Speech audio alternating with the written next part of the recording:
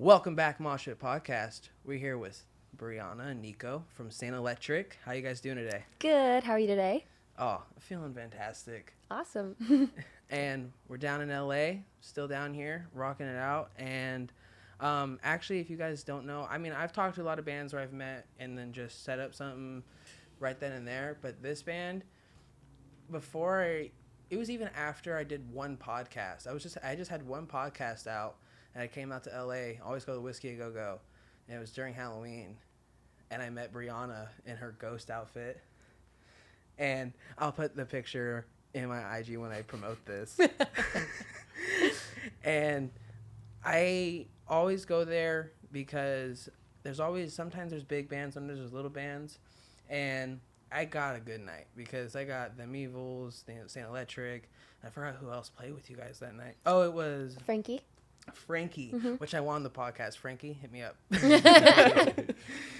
And but since I've met you guys, it's like now it's grown, and now getting able to come out here and at least sit down with you guys on this glorious day. So let's just get it started. How did all of you guys meet? So basically, me and Nico have known each other for like 5 years now. Together, obviously. But I'm from Texas, and you're from... I'm from LA, so yeah, I don't know, we kind of just, well, you found me, really, on Instagram. I did. I found him on Instagram, and he did not reply to me. I didn't see the message at all. I DM'd him, and he didn't reply to me. And then, like, you know, when you have those, like, questions, like, when it was very popular where you could, like, ask questions, and you could see who it was from, but when you post it, it's, like, anonymous. Yeah. Well, I bet you're cute, right? He put someone else's on there. And I was like, so I guess another girls were messaging me, like, oh, he's cute. But mine was totally blocked. And I was like, what the hell? So then I just stopped, and then I don't know, I didn't stop. I was just... What's your secret, Nico? I need help. I don't know. Yeah, I don't really know, to be honest. Yeah, I guess, you know, I guess she liked me. So, and I saw her comments, and I just like, let me check out her profile. And I just like, I don't know, I just really liked her, and we just started talking and hit it off. Really. And during that time, I was roller skating, like, heavily. Like, I don't know if you saw, but, like, I used to, and I'm going to get back into this year, is, like, roller skating, but park roller skating. So, like, 180ing off, like, a 4-foot thing and, like, going into bowls. Not anything, that is kind of crazy, right? But, like, to me, like, crazy is, like, backflips and stuff like that. But that's what I used to do a lot before all this. So, I guess that's what he saw. He's like, oh, this girl's being awesome. Really crazy. Like, Where's like your favorite venue to perform? Where have you like performed that's your favorite? Okay, I know this is pretty wild because we've performed like, and I'm so grateful. There's this venue. There's two. You know, we've played really cool festivals, which I've been so appreciative of. Like I'm just so appreciative of that. But like, I don't know, like to be able to experience like the big things, like I think it's really important for you to experience the small things. Like when we go on tour, like it's not as glamorous as people think. Like we're waking up sweating with mosquitoes biting us. Like no AC. No AC because like in Europe they don't have like a lot of AC, right? Anyways, there's this place called Pitcher, and it's in where? Dusseldorf, Germany. Germany. Yeah. And the guy, he's the owner, and his name is Andy, and he's super sick, and he's just like an amazing person, and like it's just like the coolest like rock venue. I think that's like it has a cool thing. Like there's like a pitcher, a disco ball pitcher. Like instead of it's like in the shape of a pitcher, and it's a disco ball, and it's like super cool like rock aesthetic. That's not like, I don't want to be like grimy or like, you know, it's like, first of all, it's super clean and it's super nice, but it just has like this like real like toughness, but with that like vulnerability in it, which I really like. And Andy's been such a sweet person, and you know, he told me this, he DM'd me like last time I said thank you, and he's like, you know, it's a long way to the top if you want to rock and roll, but you got this. And I was like, ooh, it really is. But there's that place. So that's called Pitcher, and it's really small, like a small venue, but it's like super cool, and they have like a lot of cover bands that go there. And then the one that we played at in Pomona. Oh, yeah. What was that? I forgot what that was called. Was it the Haven? I think it was the Haven, actually. And, yeah, I don't know. That was just... I guess, with both of these places, it's like about the people that go there. Yeah. I think that's what really makes a venue great is like what kind of people do they cultivate, and like when we played that place Pitcher in Germany, it's like people were like, we took the train 6 hours to get here. It was yeah, like, that was actually crazy. I was like, wow, like we met, and like it's actually really funny because like I don't do this for everybody because I know it's kind of like scary, but like people that I've met through music that have been there from the very beginning, like I've hung out with, like I've picked up a girl from France. Her name's Chloe, who actually helped design like the S8nt Elektric look, not the skull. Actually, I have that told. I'll show you in a little bit. But she discovered us, and she was like one of our first like truly like best like beginners, like with us from the very beginning.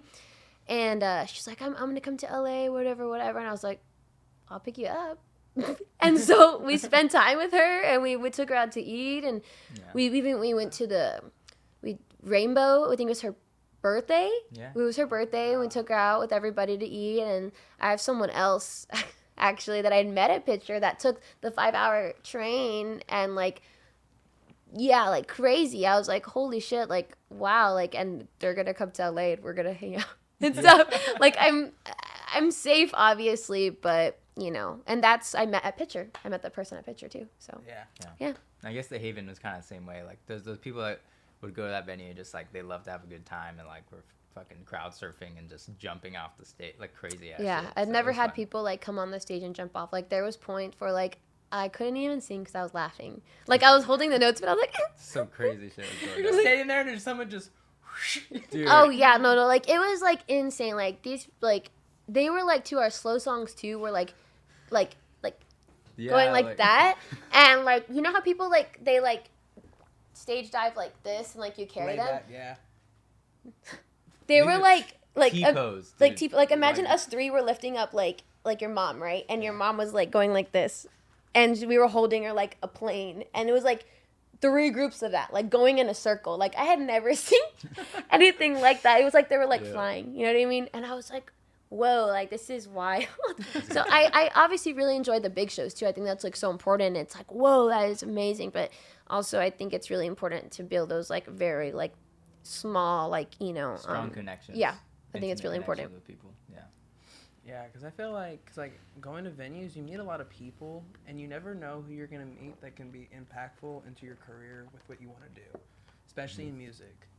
Because, like, even last night at the House of Blues, I met a lot of people that because, like, I see a lot of bands, and I don't, like, didn't do a lot of research, but they're like, oh, where are you from? They're like, oh, Vegas. And they're like, oh, where are you from? New York. And I'm like, holy shit. You guys are all out here? Like, Okay. you just never know.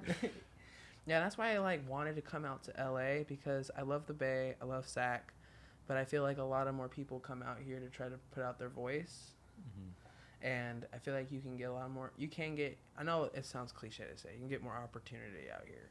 Yeah, it definitely totally get you that. But where I'm from in Texas, like it's growing, but like there's no like, oh, like there's Sunset Strip. I could go at a venue and play. Like there's not venues where I'm from. Yeah. That are big. Yeah. I feel like now though, because I'm seeing a lot of people move to Texas, and they're like starting to make more venues out there. But I don't know. Not where I am. Not where you Where are. I'm from. Like there are some that I definitely want to play. One's called like S8nt Elektric. I'm Mexican, but I'm not the best at my accent sometimes. Okay, but it's like a movie theater, like a built-in movie theater, like where it has like you go and you can perform there, and like a lot of big people. And there's another place too that it's like its own strip within itself, but some parts I think where people move to Texas for music are depending on what genre you're trying to go for. Yeah. If that makes sense. Yeah. You know what I mean? Yeah. But leading off of that, with like the venues and everything, who would be where's your dream venue to perform? And other than Ghost, who would you want to perform with? Ghost. You go. You talk about it. I always wanted to play at Red Rocks. I always thought that was Red so Rocks. cool. I watched the U2 concert there. It's just like that would be awesome. I've always wanted to go to Colorado and because I love like nature and shit like that. So Yeah. it's always like looks so beautiful, and I just want to I want to play there. Yeah, It's, honestly, awesome. Red Rocks. Yeah, definitely. But he has this. Who do we want to? Oh, and who do you want to? Okay. That's a good one. Well, besides Ghost, I really would like to open it for Volbeat. Do you know who Volbeat is? Yes. So I love Volbeat too. Like I really do. Like it's insane. But I definitely think Volbeat because like I love the lyrics. And I love the music, and like I'd never heard of any. I was more of like a classic rock person before, you know. And I know all types of genres. Like I love country music, I love some rap, like I love EDM a lot. Like so, it's like, but I had never really heard of like metal. Like okay, like Ozzy Osbourne is technically metal. You know what I mean? Yeah. Because like he like started that, but now like it's been like scrambled into so many different subgenres, but like I had never heard like anything that's like, first of all, Volbeat's its own like entity on its own, you know. Yeah. But like anything like thrash inspired. I don't know. Yeah, I mean, because I'm also super hard like shit. I would really love to open up for Judas Priest one day. Have become the biggest Judas Priest fan. Went to Power Trip, the festival, and I was blown away. Like I had never seen anything like that. I never heard anything like that. And I was like, whoa, like this is what I've been like, the sound I've been like thinking of. Like I was so confused. I always tell him like, I want it to be hard. That's all I could say. Cause I was like, I don't know how to explain like what I want. Cause I never had actually heard it. So when I heard Volbeat, I was like, holy shit, that's crazy. And then when I heard Ghost, I was like, whoa, like they're like hard. Cause they are hard. Like people don't think that because they only hear like Mariana Cross or stuff like that. But stuff like Watcher in the Sky or like Crazy Faith or things like that, it's super like hard. Obviously Ghost #1, like for real. But yeah, and also Smashing Pumpkins. Yeah. Oh, yeah. They definitely became like my one of my favorites recently for sure. I really like them.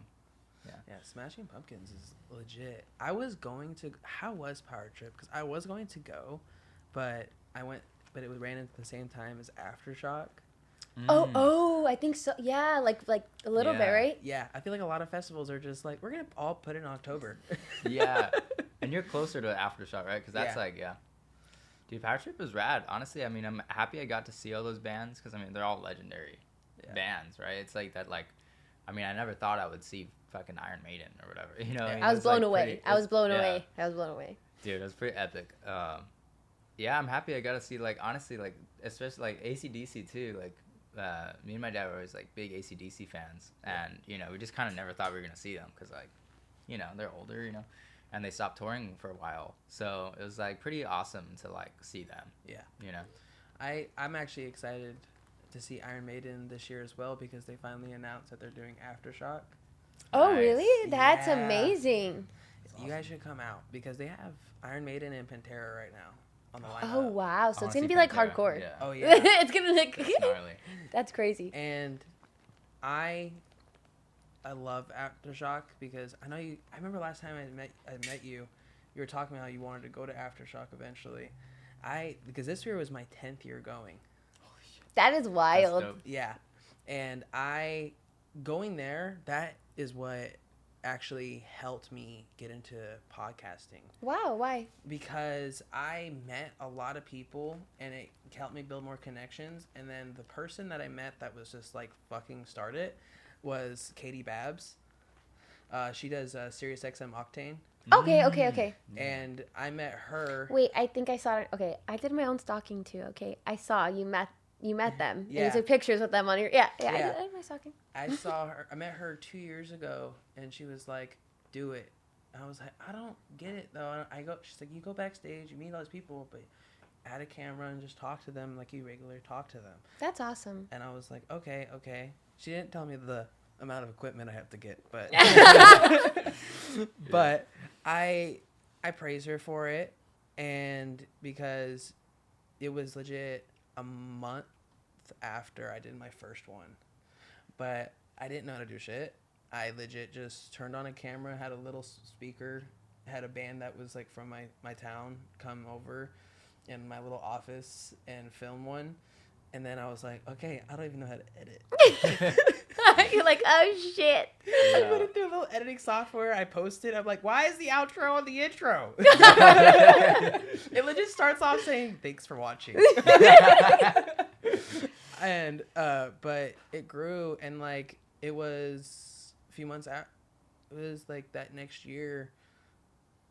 Was it that October as well? Yeah, it was that October. because I met you guys before I even did my first podcast. Oh, wow. Okay. I made business cards hella early. It's better to be prepared than, not like, we need that. We need to do business cards. So I was like, wait a minute. And I realized, because I remember going, it was like a week or two after down here to go to Escape Halloween. And I went to Whiskey Go Go, and then I met you guys, and all the guys that were playing there.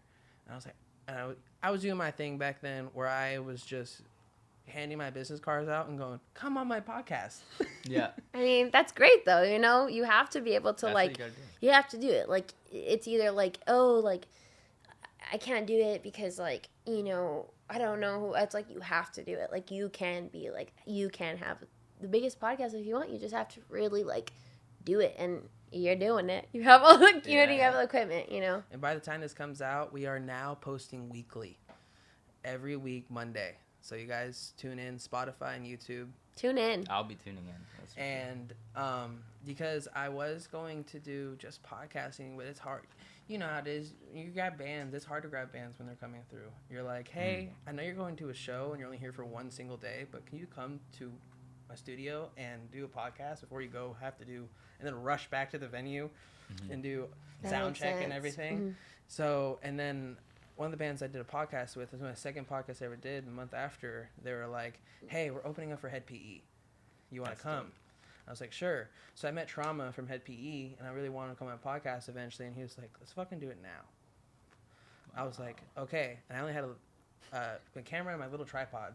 I legit went to the back of the venue, put it on top of a hood of a truck, and did it was like maybe like a 5-10 minute interview with him. But I was like blown away of what it's like interviewing people that like travel, like go around. Because you ask questions, people are like, what's your favorite venue? And they're like, oh, it's the one right around the corner. But then you ask someone that does a lot of traveling, and they're like, oh, and then he's like, we played I forgot what Woodstock it was. He's like, we were at Woodstock. That's what you're like, what? Yeah. You're like, when you go from that to that, you're like, holy shit, okay, cool. And then I did that with them, and that same night I did Even in Death from Texas. Okay, I should definitely check them out. And yeah, those guys, he's gonna shit talk me if he watches this, but the lead singer, he looks like Corey Taylor with dreads. That sounds badass. That does. Yeah. Hardcore. Yeah. And then after that, I was like, okay, that was cool. That was fun. And then I didn't have that many views. And then I posted the one with Trauma for Head PE. And in 2 hours after I posted, it just got 500 views. That's really great. That is really good. I was like, okay, this is working. Yeah, you have to keep going. Like, so many people, like, what you're doing, like, can't even do it because they're too afraid. They're limiting their own self. So, like, what you're doing is really great. You have to start somewhere to get to where you really want to be, Yeah, and I love it because I even had people go, hey, do you need a co-host? And I'm like, okay, if you want a co-host, you can co-host with me, but what is your, like, I want to at least know what your inspiration about music is. How do you feel about music? What do you know about music? And they're like, well, I just want to be able to talk to bands. I'm like, you can talk to bands, but you at least need to know what to talk to them about, or else you're just sitting there listening to them the whole time. Yeah. You need to have experience, because, I mean, I started going to concerts when I was 11, and I was in my first Mosh Pit when I was 12. You were ready. Yeah, that's why I did Mosh Pit Podcast and named it that, because I legit would be like, I was recognized where I was in, like, my up there in the Bay Area as the kid that's like, oh, you're the Mosh Pit kid. That is awesome. So you really have a story behind the name. Yes. That is sick. And I inspired it through a lot of things, and it's grown through a lot of people, and there's a lot of bands I can't thank enough, including you guys, for coming on. Yeah, of course. Thank you for having us. But I feel like there's a lot of memories made at shows, because a lot of people know me. I'm about the story. I like having a story, which going to shows, doing pre-show interviews, I have a lot of fucking stories. Yeah. Because I calculated last year, I went to 23 shows. Wow. And I was like, and just because, I mean, being local up there and just staying up there, to go to 23 shows in just your own town up in the Bay, it's just, that's like a lot. And I just like, because there's even like, I even got like recognized for my first time. That is amazing. Like a week ago. I was doing 2 pre-show interviews at Goldfield in Roseville, and I was outside talking to this 19-year-old. He was in the band. He's like, I want to come on your podcast. I was like, cool. And we're talking, and he goes to throw up. I know, I'm doing a podcast with them too in like a few weeks. And he's gonna be like, you fucker, don't talk about that. But he goes, oh, I gotta go to the bathroom. I was like, we're outside on the patio, just go over here. And he's like, no, and he goes, runs, and he couldn't make it, and he turns, and he just projectiles. And then a little drop got on this one guy's shoe, and he started, what the hell? And I was like, hey, let's calm down. He looks at me, he's like, you're Christian Mosh Pit Podcast. I was like, were you like, yes, it's me? That's freaking awesome. And he pulled me to the side. He's like, I love what you do. You give me an old feel. And I'm like, hearing someone that says, I love what you do, you guys know, it just makes you feel like a sense of accomplishment. Yeah. Like, it's better than any money can fucking buy. Yeah. Because you know you're really, like, touching someone. You know, they're really, like, invested in, like, your dreams, but also it helps them. You know what I mean? Like, yeah. And, but, like, speaking of memories, what is your favorite show memory, whether it was on or off stage? Wow. That's a good one. Wow. Like, give us a second. It doesn't have to be at one of your shows. It can be at any show. I have one. Do you want to go first? Not me saying, like, are you going to tell us you had the Ghost concert? Oh, well, I mean, yes, that was great. Okay, you go. You say yours. Well, okay, so when we played Bottle Rock Festival, that was, like, a very defining moment for me. Because, like, we were, like, backstage in this, like, where the trailers are for the artists and shit, and like we're having dinner, and we look, and like we're big Young the Giant fans. I don't know if you ever heard of that band. Yeah. You know, we're like huge fans of theirs, and like, you know, they're really awesome and artistic and super cool. And we're eating, and we just look to the left, and I it's go. like, yeah, they like with their wives. They just had Yeah. babies, like and everything. Like, I was like, oh my god. I was like, Yeah. oh my god. They're right there. I was like, we have the same respect. Like, exactly. And it's like, and then we like, you know, saw the guys from Milky Chance, and then we saw like Guy Fieri, and then we saw Dave Grohl, and like it kind of hit us like, oh my god, we're a part of this somehow. And this is like kind of early in the band and everything, and it kind of just like, whoa, that's like how the fuck are we here? Like, I think that was the same time. I don't know if you met him or know him. He's from SAC as well. He Hobo Johnson. yeah. I met them in a weird scenario too. And I met them because I got to the show early for their show, and I was walking around SAC, and then I met the guitarist, and I was like, holy shit. And this is back in my sneak backstage days. And I would wear, sometimes if I want to sneak backstage, I would wear a button-up black, like short sleeve black Dickie shirt, and then black Dickies pants with my Vans, and then I was like, okay, and I snuck a security guard's walkie-talkie and put. I'm gonna pass the fuck out right now. And I was like, and I walk up to the guy. So you just like grabbed it without him defeating Yeah, it? and I legit got down. I legit was like, hey, they called me. I gotta get downstairs, and then I went because I knew where the green room was. I'm gonna pass out. Good for you. This is fucking wild. And then I get downstairs, and I was like, oh, Johnson, because I started listening to them when they released their first song on Facebook. Whoa. Okay. Yeah, and then they blew up on Facebook. They just Yeah. like because they entered in a song competition, and it blew up. And they legit filmed it in their backyard, and it was called Peach Scone.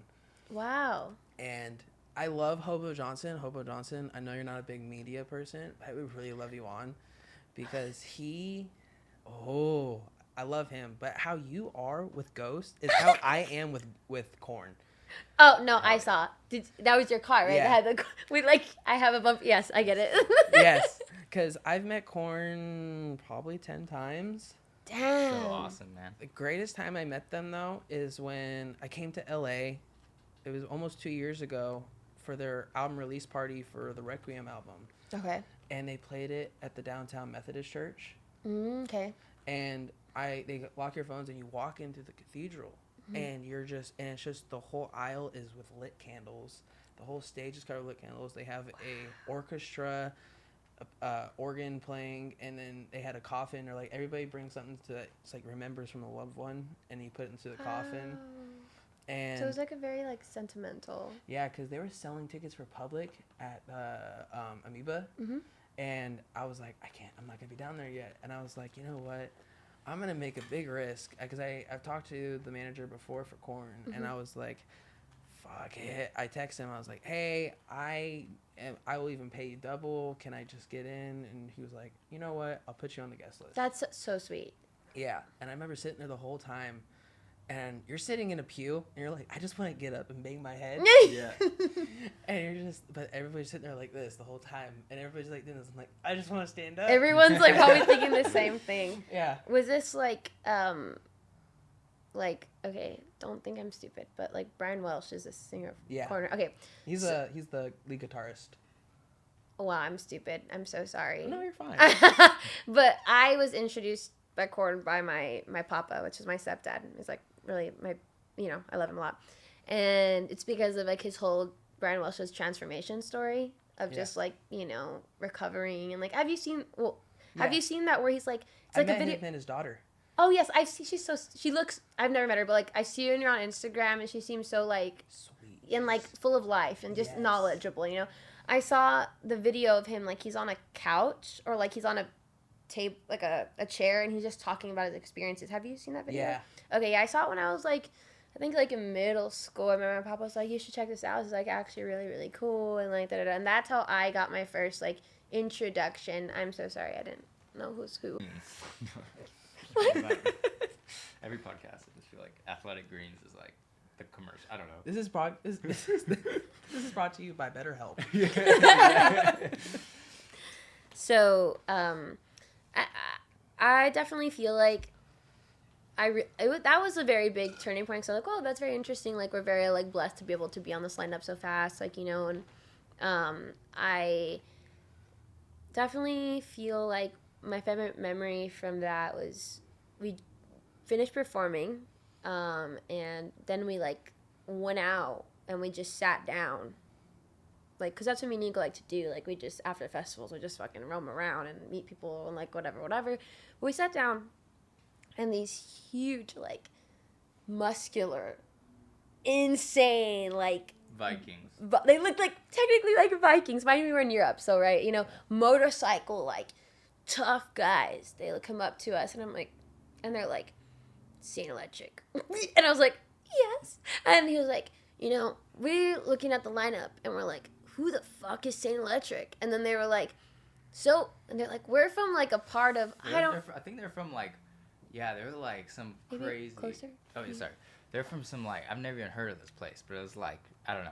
He was Norway, like some part of like some small place. He's like where it's like cold all the time, like whatever. Yeah. Anyways, he was like, we drove our motorcycles here and we listened to S8nt Elektric the whole way. And we're like, yeah. And I was like, whoa. I was like, that is insane. And like, I think that really like showed me at that time because I was still, my vocals were very different. If you listen to stuff from the very beginning to like a recent one, completely different sound. Like my vocals are way stronger and stuff like that. And so I was like, wow, like they enjoyed it. And they came up to me and it just was like a really turning point that I'm like, wow, like I don't like who I thought that I could cater to is way bigger than I thought I could. You know what I mean? I think I was setting my boundaries and my limits on a certain type of person, or I don't know what I was thinking. But when I had that, and then we went out, traveled, like walked around more because it was beautiful. It was like a whole thing, and these men came up to us, and they were like a father and a son, older, and they're like, you guys were like rocking, like you guys were our favorites. And like, why would you fucking tell us that when there's all these amazing people? I'm like, you don't have to kiss our ass, like you don't know, you know what I mean?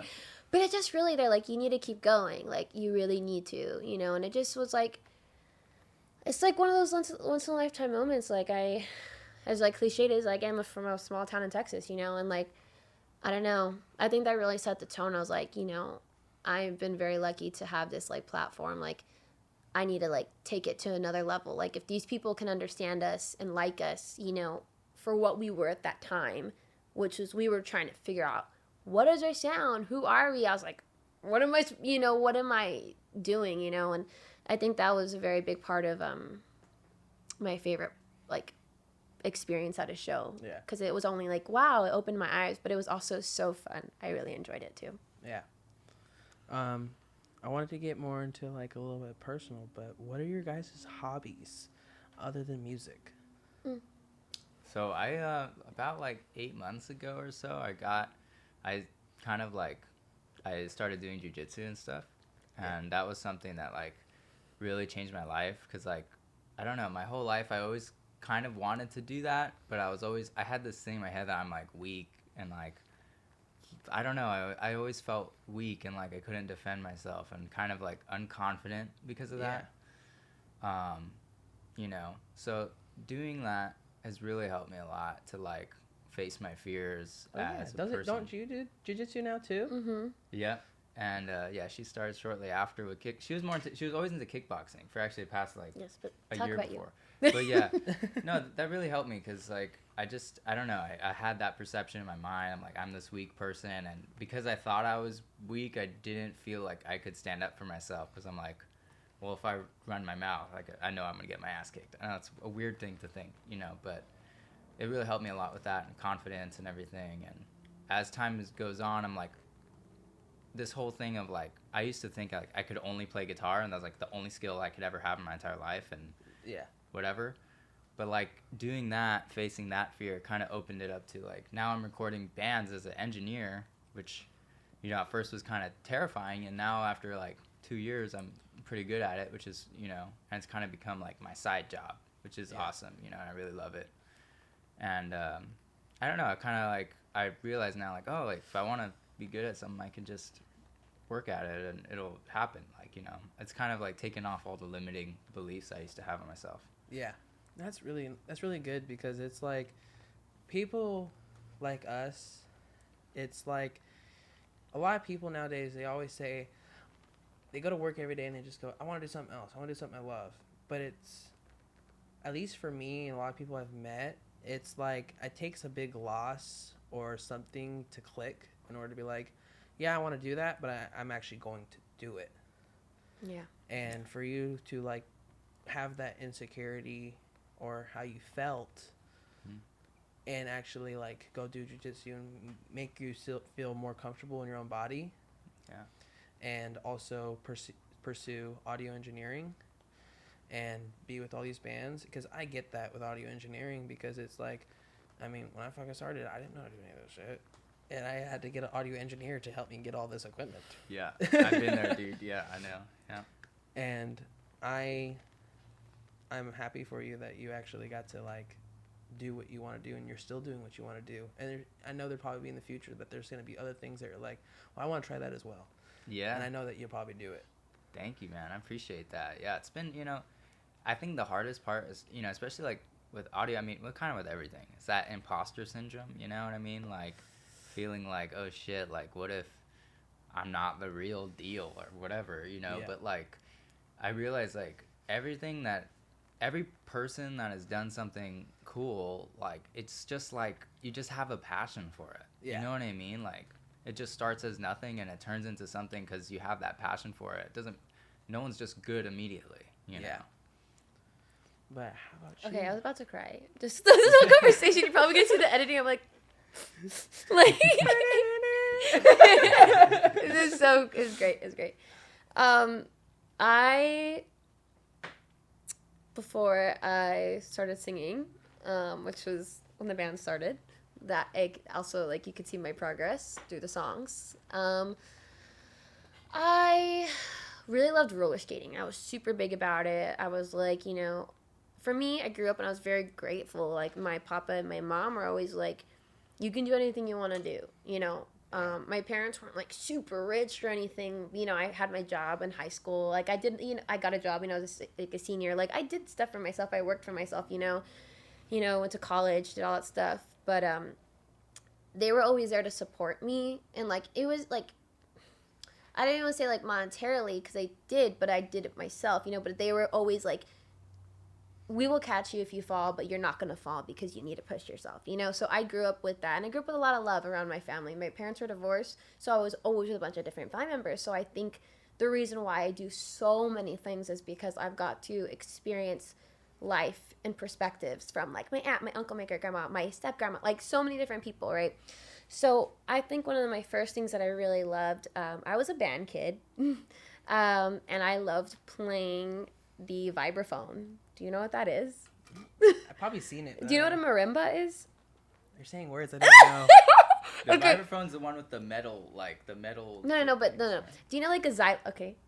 I know a xylophone. Okay, xylophone. So think of like a piano and a xylophone put together. So what it is, it's like these like silver like things, and I know what you're talking and then you about. press down and it has a resin and it resonates and stuff like that. So that was like something I really loved playing in high school and in middle school. I was not the best, you know, because I was a little behind from what I learned, but vibraphone was like something I really loved doing, and I really loved music, and that was, I know how to read music, like I was very into that, and I want to buy it one day because they're very expensive, so one day I will buy one and start playing it again.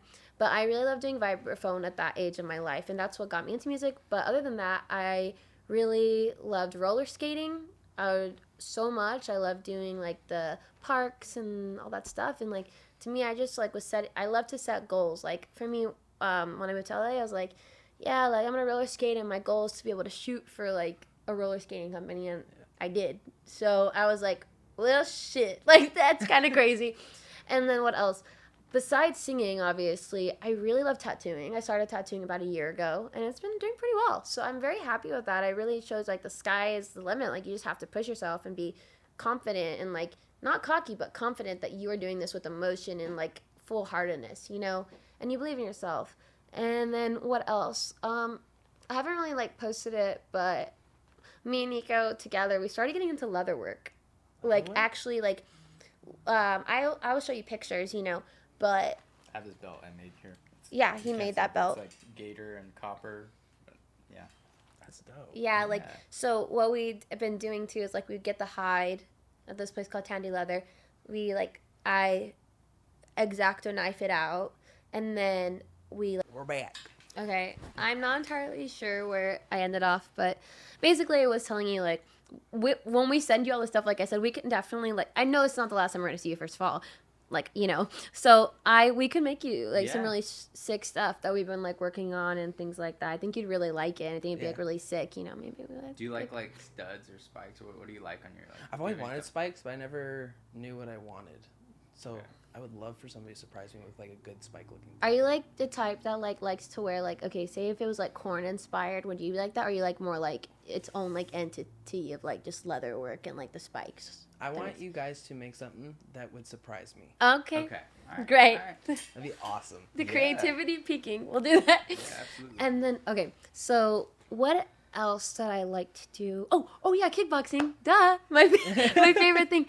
So I started as like a trainer, which I realized it wasn't really like a trainer. It was literally like a cheerleader pushing you to do cardio. Started this place called 9 Round because I was have you heard of that before? It's Is like that out here? Yeah, but It's I like think they've kind of like international, diminished. I It's think. international. Yeah. But basically it's like a 30-minute cardio workout. It's some kickboxing, but really when I went to kickboxing, it's called kaiju. It means like monster in Japanese, and he found it's right by our house actually in the valley, and it is sick. I've been there since August, and man, it takes someone with balls, truly, especially as like a woman. Like I've like in the best way. I've been punched in the face because like, you know, I'm okay with that, you know, but I've been punched in the face. What are you doing to her? I've been like, you know, like hooked and stuff, but it's like, I don't know, something about it. I don't enjoy it, obviously, but it's made me have this like more tough, like, damn, if I can endure this physical pain mentally, like I can face like a hater's message. You know what I mean? Yeah. Like it's like they will never be able to compare the pain I endure, you know? So that's really helped me, and it's really changed me. And my professor, Gabe, love him so much. He's so sick. He's so welcoming. And I really like, I could definitely say kickboxing out of all the things is my favorite besides, you know, music. It's my favorite because it's really taught me to keep going and persevering. And like through the pain, it's like you either like get like, seriously, you get knocked down after you get punched or you get back up. You know, you roll with the punches, and like that has definitely helped me. And then, you know, they asked me, do you want to do jiu-jitsu? So I've been doing kickboxing for a while, and he's been doing jiu-jitsu for a while, but then we kind of like switched it. Yeah. So I started jiu-jitsu, and man, that is not for the part. Like I got squished. I didn't wear a mouth guard, and like I'll show you, but I bit my tongue because someone was on top of me, and like I was like, holy shit. So yesterday I was talking like the whole day because it was like in 12, but I was like, it's worth it. Like what I have learned, like there was a point where I was like being crushed, and I put out my story I think the other day. With everything that's been like going on at the beginning of this year and like finding all this stuff out and like just figuring out who we want to be as a band and who we are as people, like there are moments like I was being squished and I was just thinking of like all this shit that's been going on, and like I'm like, no, like I have to keep going, like I have to keep pushing, like I'm here for a reason, and like I need to fulfill like what I'm supposed to be doing, and I feel like it, you know. So with that, it's really helped me just, I don't know, it's like one of the best decisions I've ever made for my life. And like, it really makes you like seek that discomfort and push you to higher grounds, because it's like, if you can put yourself through that pain, like someone squishing you, it like takes away that like, I'm tough, I'm macho, like no one can, you know, it's like you have to have that vulnerability to be like, I was smashed, oh well, I'm ready to go, you know what I mean? So yeah, that's my favorite. That's what I love doing outside. I can't really think of anything else, but there will probably be more next time I see you. Yep. I wanted to get into a little bit more of the music aspect. I always ask this to bands, but what's the meaning behind the name S8nt Elektric, and is there a significance to the number 8?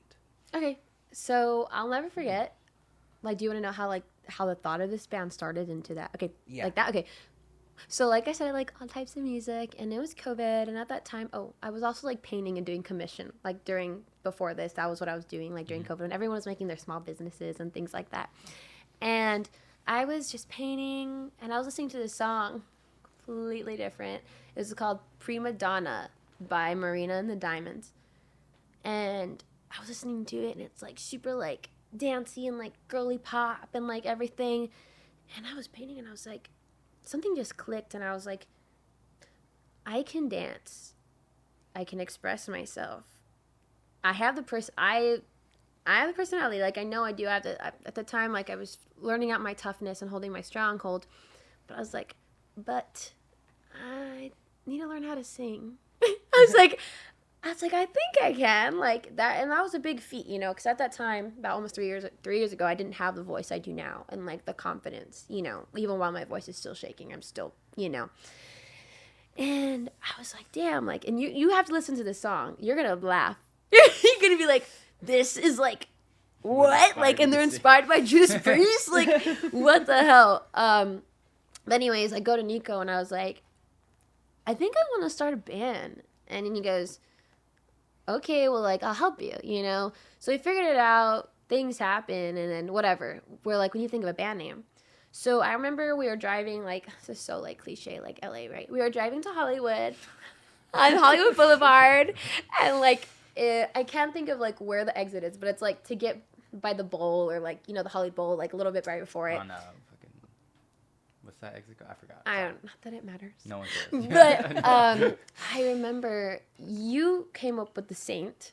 Yeah, I had, like, you know, I don't know how many people have this, but the list of band names, you know, some of them were funny, some of them were really just awful. And I had S8nt spelled like that. I don't know, I just had it there.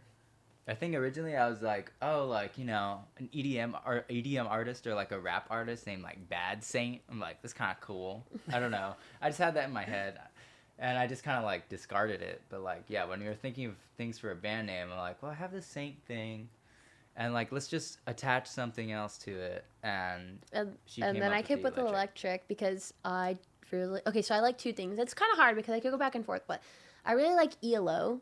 Do you know ELO, Electrolyte Orchestra? Like, yeah. I have a tattoo, actually. I was showing you.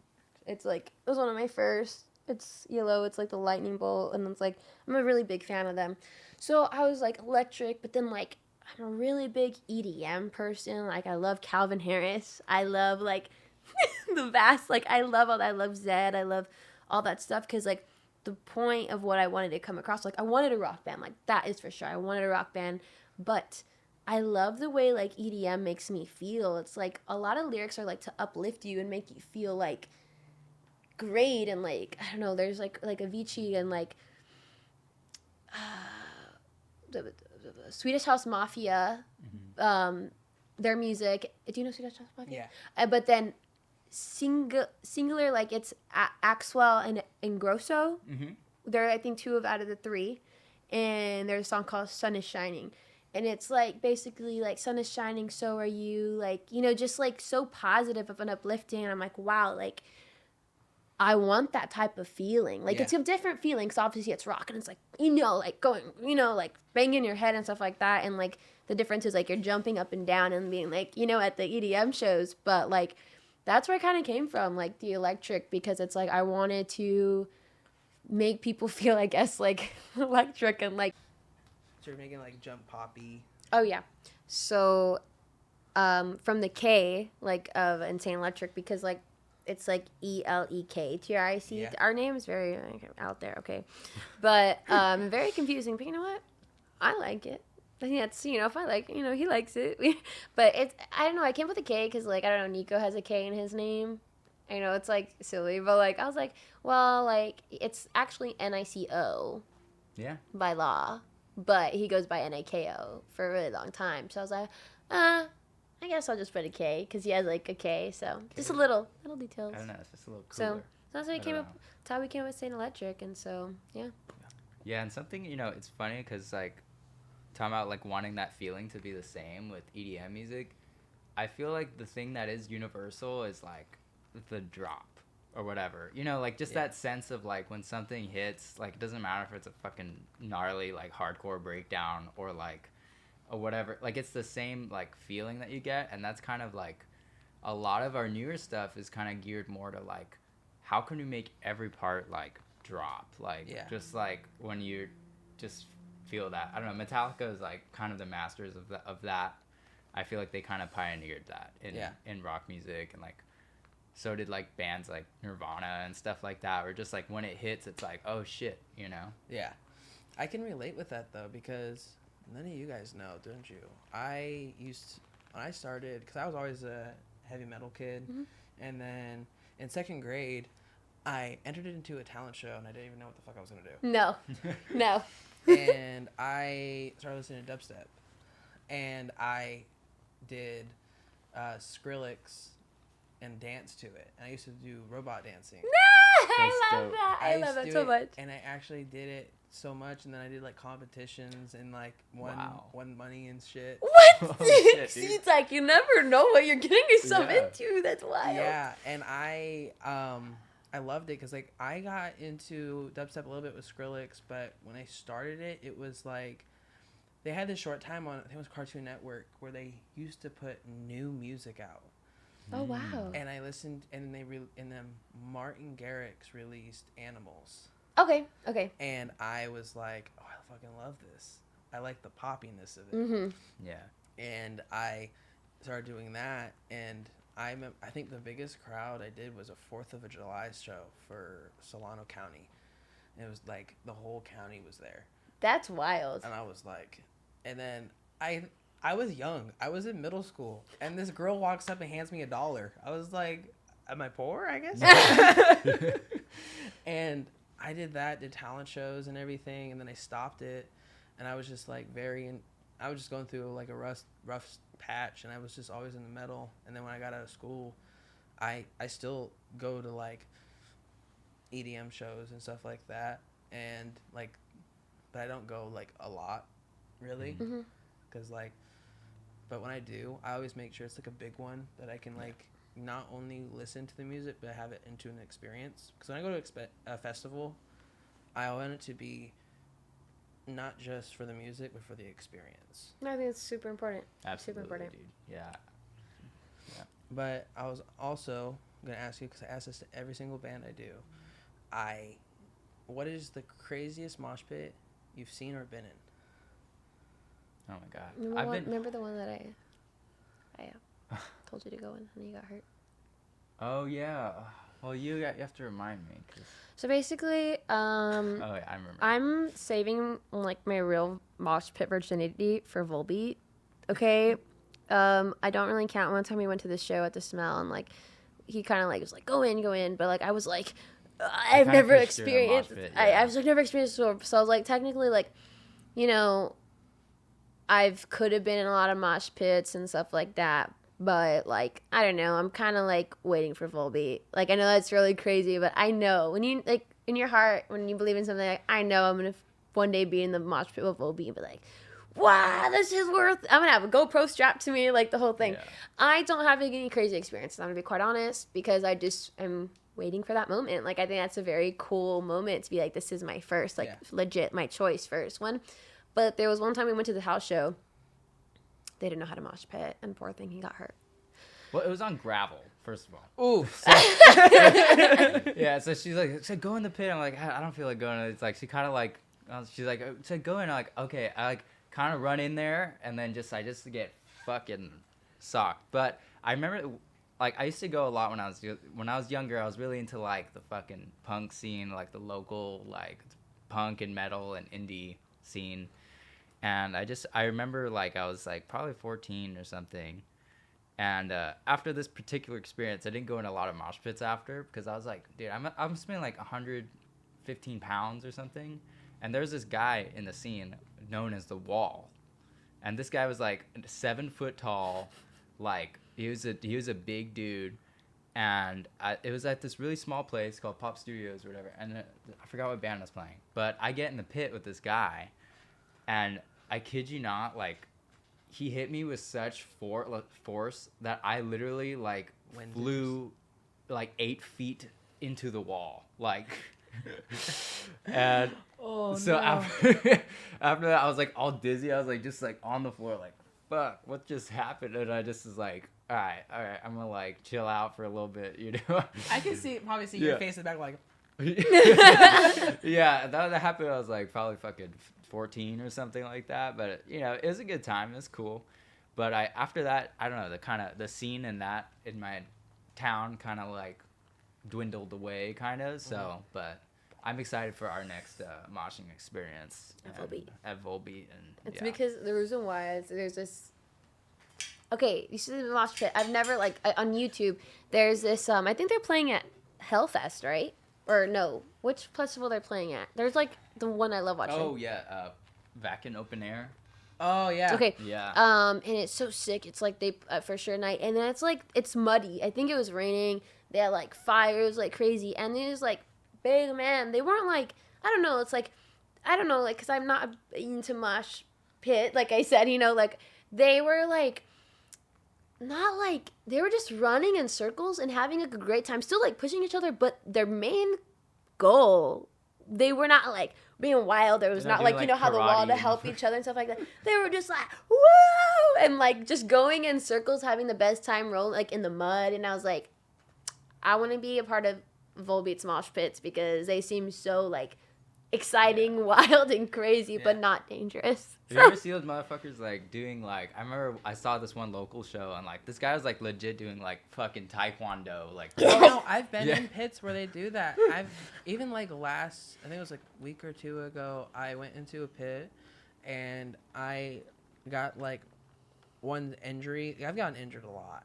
I've gotten injured so many times. I've fucked up my elbow, my shoulder, my ankles multiple times, but I got hit in the eye, which I've gotten hit in the eye before, but then I go back to my car and I was like, okay, so I have a black eye. I had a scratch right here. I was like, well, that was a fucking close one. Yeah, it could have like opened you, dude. Oh, yeah, I've seen some people get fucked up in the pit. Craziest thing is I've seen was when I was 14, I was going up to the front and walk through this pit, and I see a guy get up, I see blood, and then he goes, oh no, and he goes, and I see his eyeball. No! Down, I was like, holy shock. No. He's down for the scene. He's down for the scene. That's fucking crazy. I was like, gosh. I was like, I was like, I hope you're drunk, dude, because that's gonna suck. That's gonna hurt. But, I think we probably did over an hour. I am so happy I got you guys on the podcast. Thank you so much. I would love to give this time for you guys to promote any upcoming stuff or what you're working on. So right now we're working on our album, and the main, we're adding some new songs here and there, but you know, it should be at like 8 to 10 songs. We're coming out with like an insane music video, like wild. That's all I'm gonna say. And because I'm pretty crazy as like girly, and like, you know, I really like living life off the edge. Like sometimes, like, you know, I'm like tattooing someone, I'm like how did I end up here? I'm singing, how did I end up here? I'm like, just the crazy, like, getting punched. I'm like, what did I do? You know, like, that's kind of like what our, you know, goal with the album is to, you know, live life off the edge, but not like this whole, like, I'm gonna, like, you know, be like everybody else and, like, whatever. Like, living life off the edge, and the lyrics of this new album is about being yourself and standing your ground and, like, you know, overcoming the obstacles of mental health and overcoming the obstacles of, like, you know, all this bullshit around you and stuff, and just, like, really persevering through, because that's what it really is all about, you know, like, so that's what the album is. And we've been working on the album for, like, quite a while, quite honestly, but we've really found, like, a main picture and a clear focus of, like, who is S8nt Elektric and what are our goals, what is the audience we're trying to, like, bring in, and who do we want to go along with this ride, you know? So, yeah, I mean, I can't really tell you a due date of the album, but I can definitely say before summertime, like, for sure. Yeah. You go? Yeah, no, I mean, a lot of things have been kind of, like, figured out for us in that way of, like, what can we do? Like, we're so lucky to have this platform, you know what I mean, as a band, and, like, how can we use this for good? And kind of learning, like, okay, like, you know what, maybe we don't need to fit in, and do whatever everyone else is doing. It's like, how can we stand out? Yeah. And just be ourselves, and, like, how can we use this to help people, you know? So that's something that's going to be a much more apparent theme going forward, and there's going to be a lot more content that is representative of who we are, and we're going to get a lot more personal with our fans and everything. Yeah. So, I'm excited about that. I mean, I'm hanging out with fans randomly, picking up from the airport, so. I'm gonna hang out with me. I'm a fan. Exactly. I can't wait to hear what you guys come out with next, and where you guys are in 10 years, 5 years from now. I can't wait. And we will see them again in the future for sure. And all their stuff will be down in the link below. Go check it out and give them a like and subscribe. Go check them out. All platforms, right? Yes. Yep. And we'll catch you next time. Thank you. Bye. Awesome. Yay. Cool. Thank you.